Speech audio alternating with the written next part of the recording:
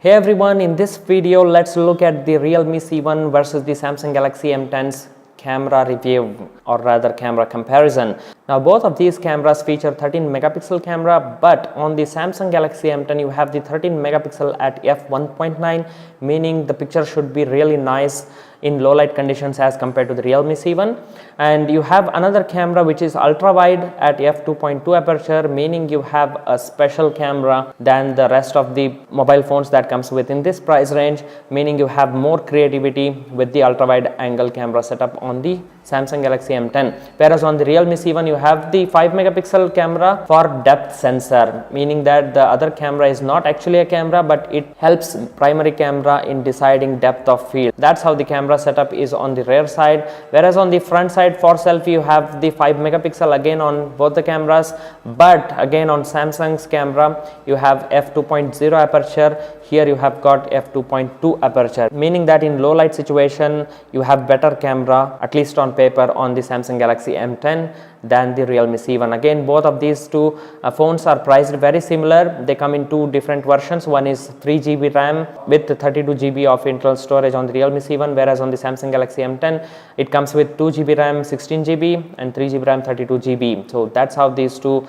phones have. This is the 3GB 32GB version on both the phones. So let's begin with the camera's user interface. Just as I tap the camera, this is the user interface you will find on both of these cameras. Now there are quite similar features you're offering on these two cameras, but the thing that I really loved about using the Samsung's M10 is that it has this ultra wide angle setup. Now this is what this phone makes very unique, and it opens up a lot of creativity option that you cannot do on the Realme C1. So this opens up a whole new world of creativity, especially while you are capturing landscape pictures or even some certain programs. If you are attending like wedding functions, you have more coverage with the ultra wide angle, as you can see here. And looking at the modes, you have the photo here, again here auto, you have live focus, and here what they have done is you need to move to the portrait mode. Now this portrait can give you blur effect. The same goes with the live focus here. Again here live focus can be adjusted with color, skin tone. If you are capturing person's face, of course that's when you will be using the live focus a lot of time.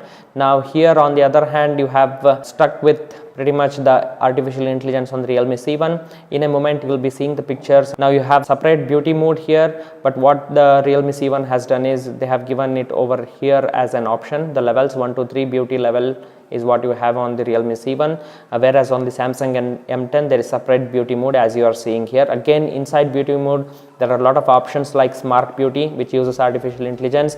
There is skin tone color, which you can smoothen color, change the color of the skin. You can even shape your face, you can change the shape of the eyes. So all these special effects can be applied right away live on the Samsung Galaxy M10, whereas that option is not available here on the Realme C1. Now Realme C1 offers these filters. Again similar filters are also available on the Galaxy M10, as you can see here. So there are a lot of filters that you can play with on both of these cameras. Again the upper hand being with the Samsung Galaxy M10, offering you more features for the price. So this was the default camera user interface. Now if I just move to the pro mode here, you can actually change the white balance, you can change the ISO and also exposure value, whereas on the Realme C1 you can just change the exposure value using the given slider. Other than that there is actually no pro mode on the Realme C1 here.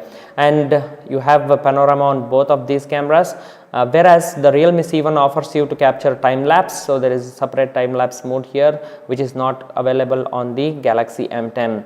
And again similarly there are stickers on both of these cameras here, as you are seeing. You can use these sticker. So here are the stickers that you can see. So no matter which one you pick up, you have plenty of stickers to use.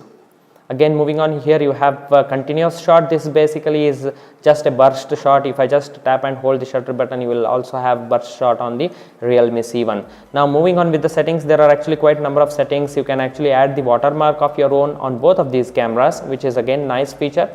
As you can see, moving to the settings, you can add the watermark right away. If I just tap on that, you can type whatever you want. Again it shows Samsung dual camera shot by your name. You can change the name as well, which is very well thought feature given by Samsung M10.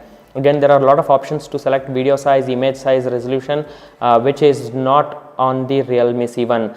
Unfortunately, on the Realme C1 you have to go to the settings separately, again select system apps over here and then move to the camera. Here's where you'll find to add watermark. You can use the name whatever you want. Again, you can change the flip selfie, location, shutter sound, grid and volume button is hidden inside these settings. So quite a clutter there as compared to the Galaxy M10. Overall, looking at the user interface and ease of use and functionality wise, I would give the Samsung Galaxy M10 the upper hand than the Realme C1. So even the selfie camera, as you will see right now, I'll show you.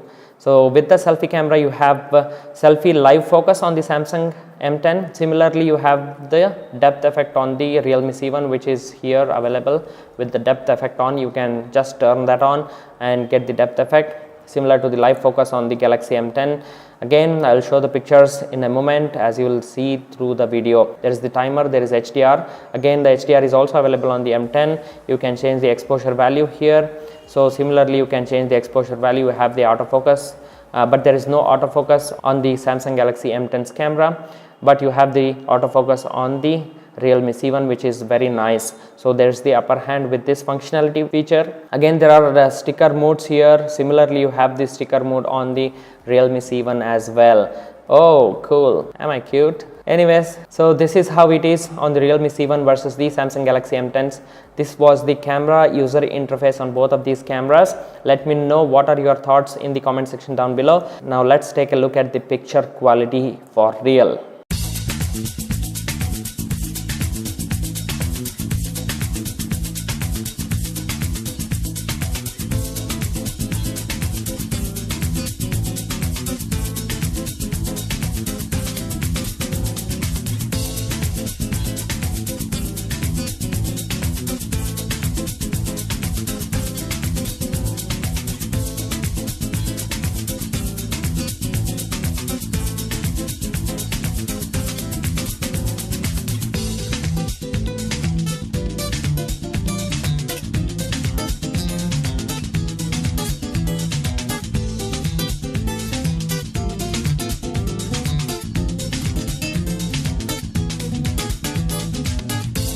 So guys, what do you think of this camera comparison review?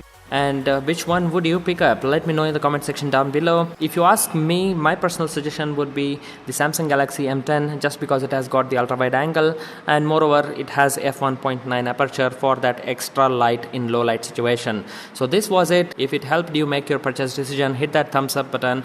Don't forget to share with your friends and don't forget to click on that subscribe button. Alright, see you all in another one. Till then, take care everyone. Bye bye.